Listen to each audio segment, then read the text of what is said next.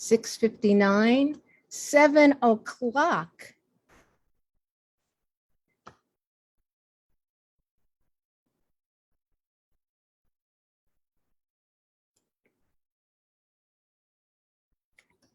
(7 p.m.) Good day wherever you are. I'm Akua Lezli Hope, speaking to you from the land, the ancestral land of the Onondaga, also known as the Seneca, keepers of the Western Door, in the area currently called the Southern Finger Lakes region of New York State. I pay homage to the Seneca, past, present, and future, as I do to my own ancestors, by whose grace I exist and am sustained. Thank you to Poets in Pajamas and to Sundress Publications for enabling me to present and connect my creations on their platform through this wonderful opportunity and in other ways. I'm dedicating this reading or focusing this reading on speculative poetry. I called speculative poetry the poetry of possibilities, and it includes alternate history, cryptids, monsters, cyberpunk, dystopia, fairy tales, fabulism, fantasy, folklore, futurism, horror, magic, mythology, occult, paranormal, robots, science fiction, shifters, slipstream, solar punk, space opera, superheroes, supernatural, sword and sorcery, sword and soul. Where am I? Oh my gosh. Steampunk, time travel, post-apocalyptic, and weird. It takes all poetic forms plus sci-fi coup.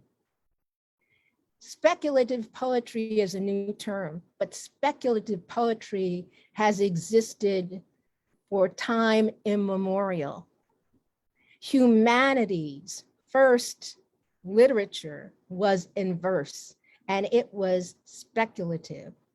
So Gilgamesh, the Mahabharata, the Ramayana, Beowulf, the Iliad and the Odyssey, all speculative poetry. We're going back to the future. I'll begin with one of my newest works. No, maybe I'll start with an older work. This has been a time for me of grief and joy, grief and healing. So I want to start with Above for 9/11. My family lost a cousin in the falling of the towers. Above. Light workers saw angels and the ancients rise up from the Hudson to ease the pain, catch souls before bodies hit hard ground. They saw wings between polluted hail of fractured edifice after jet-fueled fury, madness, fire, and rage. Saw angels and towering ancients stride toward the wailing wound, catch, cleanse, soothe the lost. Land keeper Lenape, one with the land, rose for their home, Mannahatta, to their love and their duty. Day, the sky fell, raining lives and loss from around the globe, thither and yon, here and beyond. Prayers for the trauma, swift directions for the dead, shelter for the shocked, and for days above the horror, through the dense cloud of pain and sorrow, floated an immense embrace of wings above.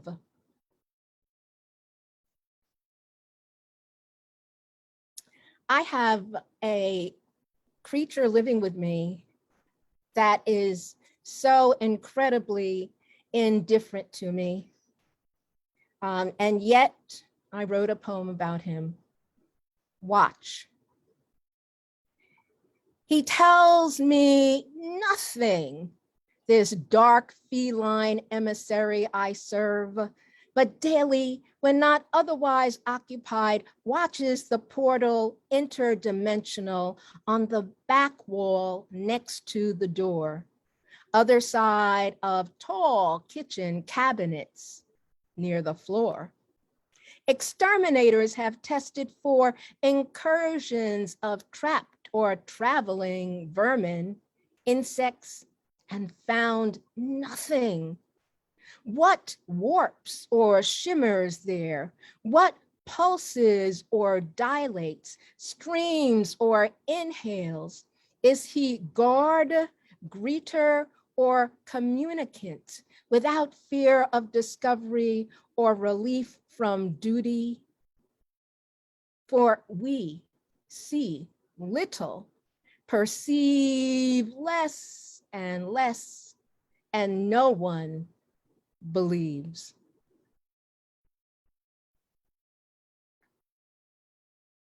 This next poem took me a decade to write, and not that the writing of it was so hard, but I had to get over the experience. So while I've rendered it in the realm of the speculative, on the other hand, it's sadly true. That division for Monica. One day, ghost hunters will come to this building with their machines and see our runes carved in institutional stairwells, Sharpie scribbles left where we met in secret in passing after lunch and before conferences to guard our sanity and protect ourselves from the demons we worked with.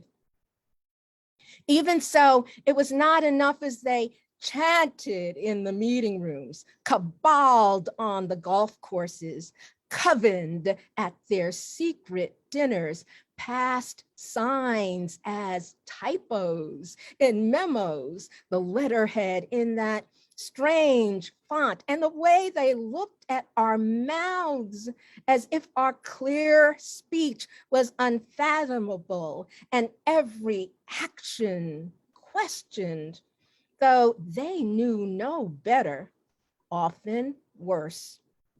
But we were not to be trusted, even though hired, vetted, selected, we could not get to the roof to undo the daily damage. We never broke that ceiling, a roiling sea of molten glass, 2,300 degrees. We choked on their gases, smelled sulfur leaking from deodorant shielded armpits, saw how the masks slipped even in the fluorescence, that the buzz of the bulbs, sometimes sparking, were a warning of the unnatural state of things. Crows screamed in the narrow alley from the tiered parking lot. We tried to put words in our desks, which were disappeared if left overnight. The best we could do was mirrors in our pockets, find respite in getting away after 12-hour days, lug the load home, eventually fleeing, flesh shred, soul tattered. The hunters may find those flayed bits of us, see the lash marks and blood spatters on the walls, or scorch marks and horn shavings. We know we were occupied. We tried to earn a living. That division. Thank you, Monica. How am I doing for time? Oh my gosh. Well, time's, oh, okay. I'm going to skip that one because time is tight. I only have a few more minutes. Mysticeti. So mysticeti, I love the word because doesn't mysticeti sound mystic, but it's the name of the type of whales without teeth.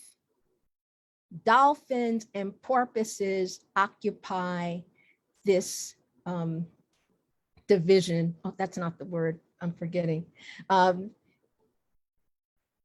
This poem was published in Eye to the Telescope, the issue on ghosts.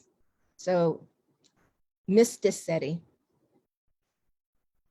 When Inuits pray to the whale, their prayer boat captain lifts his arms, sings aloud that all be kept from harm, that this vessel of life will surrender, relinquish its one self for their many, and that all whale is and carries transforms to fuel their community. Below the blue sublittoral zone, after brine stung their eyes, burnt their skin, filled their noses and mouths, try as they might to float, spread starved limbs on indifferent waves, dreamt of reaching far home shores of palm wine, mask dance, foo-foo.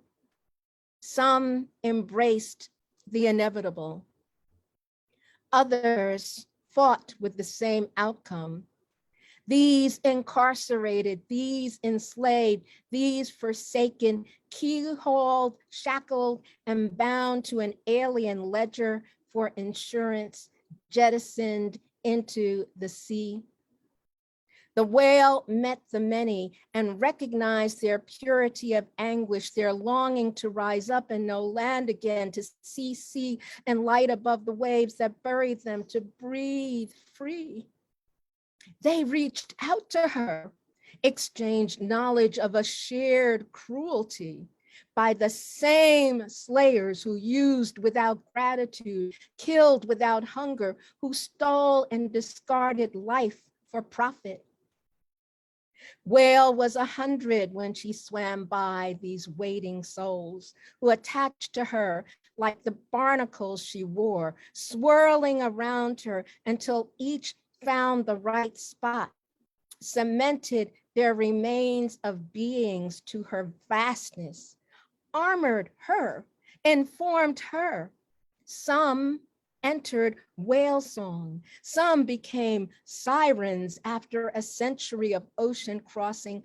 Others protected her, warning her away from murderous ships, harpoons, and ports that rendered her kin lamp oil and beauty cream for abandoned wives.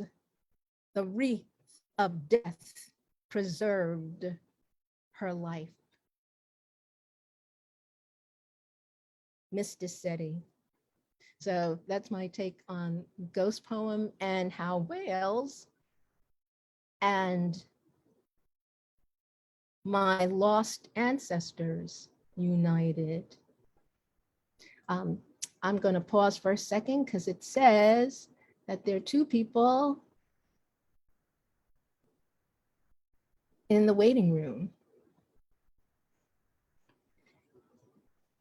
Okay, I only have 6 more minutes. Okay, so I wanted to do tastings of some of my concerns in the speculative, and with only 6 more minutes, let me see, 3 poems. I think I can get the 3 poems in 6 minutes. I think, as I said before, 15 minutes could be just 2 poems, and I tried to squeeze some more in. Okay, I'll stop doing that so I can squeeze them in.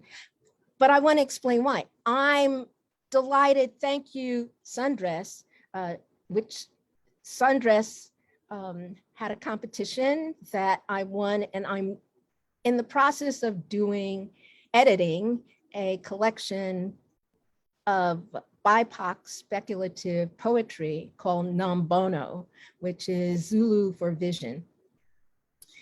But I also chose to include sea poems in this reading because I'm editing later this year, Eye to the Sea, coming from the Science Fiction and Fantasy Poetry Association. If you're a speculative poet, please send me some work for that also. It will be on the sea and it's Eye to the Telescope. This next poem is Whale Talk, and I'm so gratified to be in the magazine of fantasy and science fiction, a magazine I've long admired. This poem is in there, Whale Talk.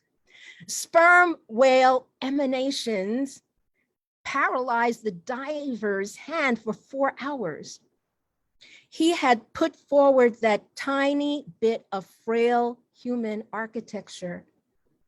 Their clicks stunned it still. They don't engage the submersible nor the equipment burdened body. You must present yourself unencumbered and unshielded and hear their unspooling speech, which voyages deep, wet distances.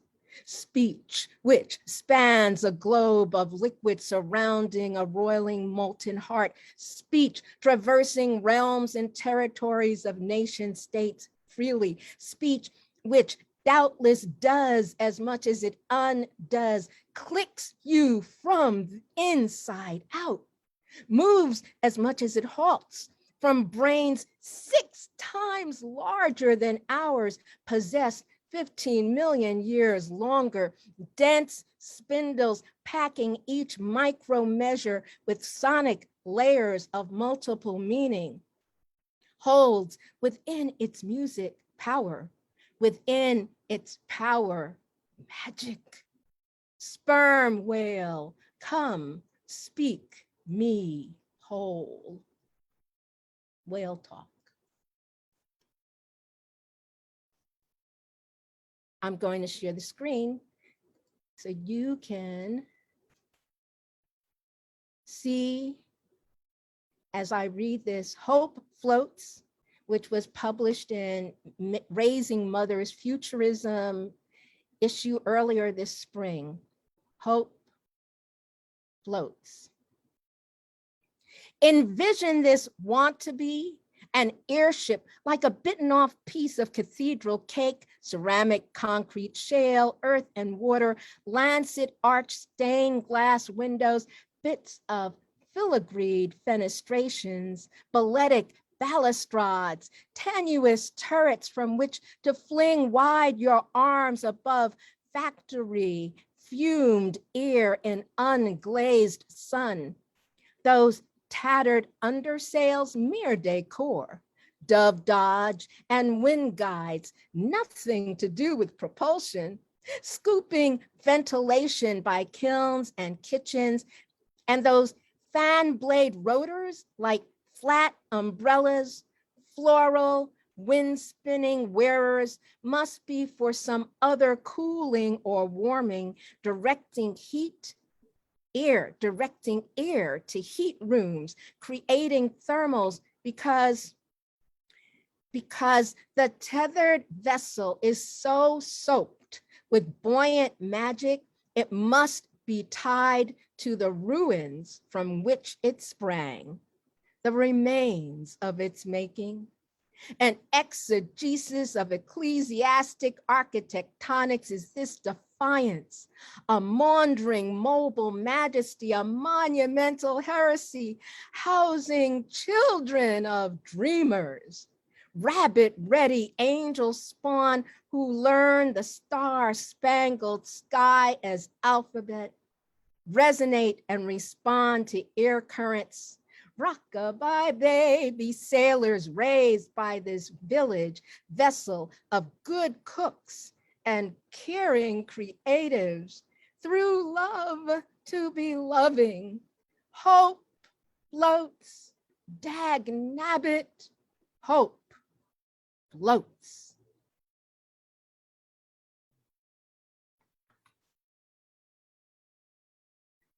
My last poem. Time's up. Time flies. Thank you all for being here. as Yemaya. This appears in my Elgin nominated collection of the wares. I'm very grateful for that. As Yemaya, who's a Orisha, patron spirit of the oceans. And Yemaya from the Yoruba, she came across the sea. She exists in the New World as well. And she's depicted as a queenly mermaid, as Yemaya. When I was paralyzed, my two legs felt as one, sparking something that began below my waist. Disconnected from my will, they floated on their own in a sea of perception, embraced everywhere, sensate and sinuous. I swam up from brokenness into dream, darting in 3 dimensions, as unafraid of up as down, as skillful with left as right. My great lungs fill with air, my long arms strengthen with each sure stroke as I plunge toward my sister, pink and black leatherback, who does not blink as we match motions and dance. And all around me, light from water crossing foremothers who did not fly, but swam and sang across hidden valleys and buried mountains as humpbacks do, all around the globe at once in a chorus of continuance, history sharing like right whales who survived their Holocaust, carry memory for hundreds of years, outlive generations of miscreants and murderers, unforgotten wounds now mere tattoos and testament to what endures. And they told me the land forsakes, consigns me to the chair, wheels me in the corner, beyond the edge, water, boys, and welcomes, and her wide board crinoline flippers gleam in dusk, sparkle at dawn, flare at midday, beckon remembrance as she sirens, return, as Yemaya. Thank you for listening. And now I've got 8 minutes left for questions. And I'm 7 minutes left for questions. And I'm looking down because I've got someone who's assisting me by texting me questions from the Facebook listeners. But for those of you who are on Zoom with me, you can put it in the chat. Okay, so I don't see not any questions from the Facebook folks. I will try one more time to look, okay, so let me talk about what I'm working on. I'm currently working on Nambono, for those who may have missed me talking about Nambono, which is a collection of speculative poetry by Black, Indigenous, people of color, speculative poets. It's been amazing to read people from all over the world and to see them engage in the possibility. But I just get thrills seeing that I'm reading Vietnamese poets and folks from different places in Africa, as well as all over the US and Canada. Not so many folks from Europe. So So that's one thing I'm working on. And I think I also mentioned I read poems about the sea to encourage other people to create speculative work about the sea also and share it, hopefully the for Eye to the Telescope on the Sea. That's slated for later this summer and fall. Let's see. The crossover and connections between my poetry and, well, okay. So, hey folks, I made these and these are my spirit people, my earrings. I work in a number of media. So the crossover for me is part of me. I happen to have been blessed to have been born in New York City in an era when you did not have to pay to go to museums. And so childhood was filled with trips to the Museum of the Metropolitan Museum of Art, the Museum of Natural History, the Museum of Modern Art. You know, for all the reasons that adults come to New York, just imagine that treasure trove of being a child there and being with folks who said, you know, we can't summer in Europe, but you're gonna have a world-class exposure and experience anyway. So art is a part of my life. I was a music major in high school. I played the cello and bassoon. So there's lots of crossover for me in terms of every art form, except for one. There's one, you name it, I've tried it or do it, except for one that I've only done socially, and that's dancing. So I never formally studied dance, but everything else is very much still a part of my life. Let's see, what else? Oh, does poetry influence crochet? I forgot to mention crocheting. So I'm a crochet designer. I have 130 patterns published. I've been in crochet magazines and collections. I've not done much crocheting since COVID, for whatever reason. Since COVID, I've thought about my hand paper making, haven't done a lot of that, but my wire work and paper and cutting paper and so I'm on Instagram. You can check me out there on Instagram. Oh my gosh, 2 more minutes. Okay. On Instagram, I've got paper cuttings that include spaceships and Afrofuturistic renderings of Black folks. How water and water creatures touch on the speculative. How do these concepts inform each other?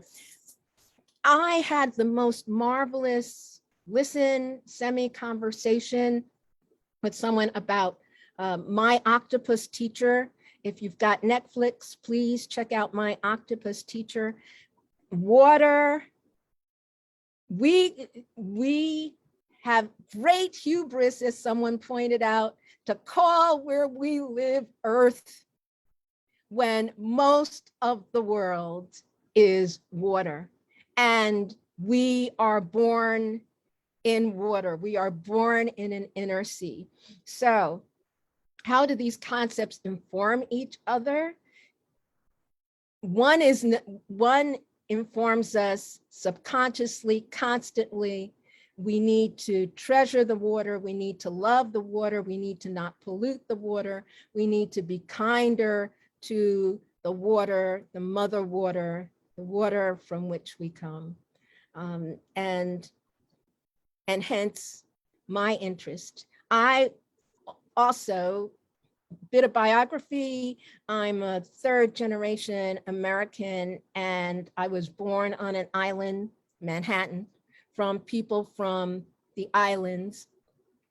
The islands were Montserrat and Jamaica. So water, water, island, island, island, water, water, water. And I miss so much not being in New York City, in this land of the Onondaga, although they've got little waters, they've got the small lakes, and there's a river that runs through my town. Thank goodness. I've got to have water. So I could talk more and more about that, but our time is up. And let me thank once more, thank you all for joining me. Thank you, Sundress Publications, for enabling these, enabling and facilitating this community. It is so lovely. Peace, blessings to you all. Stay well. Thank you.